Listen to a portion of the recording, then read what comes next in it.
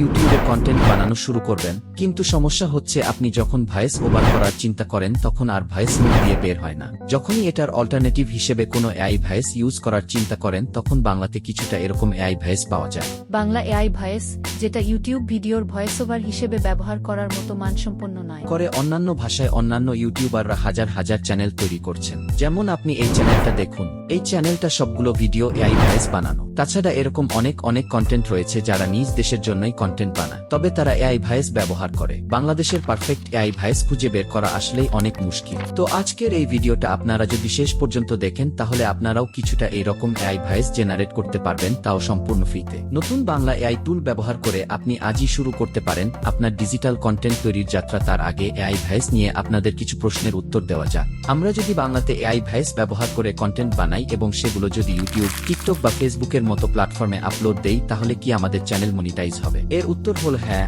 AI voice করলে আপনার channel 100% monetize হবে। তবে সেই ক্ষেত্রে আপনি যখন এআই ভয়েসটা জেনারেট করবেন সেটাকে একটু ভালোভাবে এডিট করে নেবেন। মোবাইলে এডিট করার জন্য আপনারা এক্সেস অডিও এডিটর এবং পিসিতে এডিট করার জন্য আপনারা অডাসিটি ব্যবহার করতে পারেন। আর দ্বিতীয়ত মোস্ট ইম্পর্টেন্ট জিনিস হচ্ছে ভয়েস কনসালটেন্সি। আপনি যখন এআই দিয়ে একটি নতুন চ্যানেল স্টার্ট করবেন তখন আপনার খেয়াল রাখতে হবে ভয়েস কনসালটেন্সির দিকে, মানে আপনার প্রতিটা ভিডিওতে যাতে একই ভয়েস থাকে সেটা অবশ্যই লক্ষ্য রাখবেন। চলুন এবার আমরা তাহলে ভয়েস জেনারেটরের দিকে চলে যাই। সর্বপ্রথম আপনারা চলে আসবেন যে কোনো একটা ব্রাউজারে। আমি এখানে গুগল ক্রোম ব্রাউজার ওপেন করে নিচ্ছি। এরপর এখানে আপনারা সার্চ দিবেন গুগল এআই স্টুডিও লিখে। এরপরে সবচাইতে উপরে যেই ওয়েবসাইটটা আসবে এটার উপরে ক্লিক করবেন, তাহলেই আপনার সামনে এরকম একটা ইন্টারফেস শো হবে। এরপর সর্বপ্রথম যে কোনো একটা জিমেইল দিয়ে আপনি এখানে লগইন করে নেবেন। এরপরে আপনি এখানে লেখা দেখবেন ওয়েলকাম টু এআই স্টুডিও, এবং নিচে কিছু ফিচার দেখতে পাবেন যেগুলো নতুন এখানে অ্যাড করা হয়েছে। এত কিছু দরকার নাই, আমাদের যেটা দরকার সেটা হচ্ছে ভয়েস জেনারেটর। এখানের মধ্যে যে স্পিচ জেনারেটর অপশনটা রয়েছে এটার উপরে ক্লিক করবেন।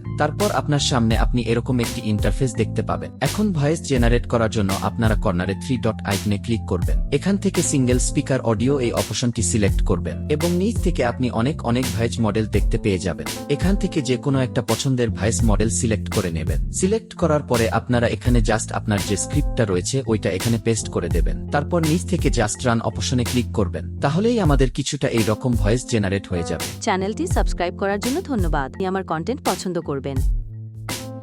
যেটা বলতে গেলে একজন ভয়েস আর্টিস্ট থেকেও ভালো শোনাচ্ছে। আর হ্যাঁ, এই রিয়েলিস্টিক ভয়েস শুধু মেয়েদের ক্ষেত্রে না, আপনি যদি এখান থেকে কোনো ছেলে ভয়েস মডেল সিলেক্ট করেন তাহলেও আপনি সেইম রেজাল্টটা পাবেন। ওকে, আমি এই ভয়েস মডেলটা সিলেক্ট করে রান অপশনে ক্লিক করলাম। কিছুক্ষণ লোডিং হওয়ার পরেই আমরা এরকম একটি রিয়েলিস্টিক ভয়েস পেয়ে যাব। নিয়মিত দারুণ সব কন্টেন্ট পেতে চান, সাবস্ক্রাইব করে রাখুন। ওকে, এবার চলুন মাল্টি স্পিকার অডিওটা দেখা যাক। এই মডেলটা মূলত একটা পডকাস্ট টাইপ মডেল যেখানে দুইটা ভয়েস সম্মিলিতভাবে কথা বলে। ডিটেইলসে এক্সপ্লেইন করি। সর্বপ্রথম আপনারা এই মডেলটার উপরে ক্লিক করে সিলেক্ট করে নেবেন। এরপরে আপনারা চাইলে নিচ থেকে স্পিকারের নাম এবং ভয়েস মডেল সিলেক্ট করে নিতে পারবেন। আমি অলরেডি দুইটা সিলেক্ট করে নিয়েছি। এইবার এই দুইটাকে দুই ধরনের স্ক্রিপ্ট দেওয়ার পালা, যেগুলো তারা নিজেরা ভয়েস ওভার করবে। সর্বপ্রথম এখানে যে ডিফল্ট স্ক্রিপ্টটা রয়েছে এটা আমরা ডিলিট করে দেব এবং আমাদের প্রথম যে ভয়েস মডেলটা রয়েছে ওইটার স্ক্রিপ্টটা এখানে পেস্ট করে দেব এবং স্পিকার দিয়ে আমরা আলাদাভাবে আরেকটি স্ক্রিপ্ট পেস্ট করে দেব।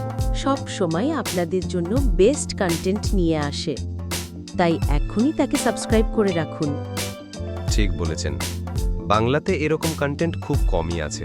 আশা করি বুঝতে পেরেছেন কিভাবে জেমিনি ব্যবহার করে আপনারা এরকম বাংলাতে রিয়েলিস্টিক ভয়েস জেনারেট করতে পারবেন। এরপরে আশা করি আর ভয়েস ওভার নিয়ে কোনো প্রকার অজুহাত থাকবে না। তাছাড়া আপনারা যদি জানতে চান শুধুমাত্র এই টুলস ব্যবহার করে আমরা কিভাবে পুরো একটি চ্যানেল রান করব, তাহলে অবশ্যই কমেন্ট করে জানাবেন। তাহলে ভালো থাকুন, দেখা হবে পরবর্তী ভিডিওতে।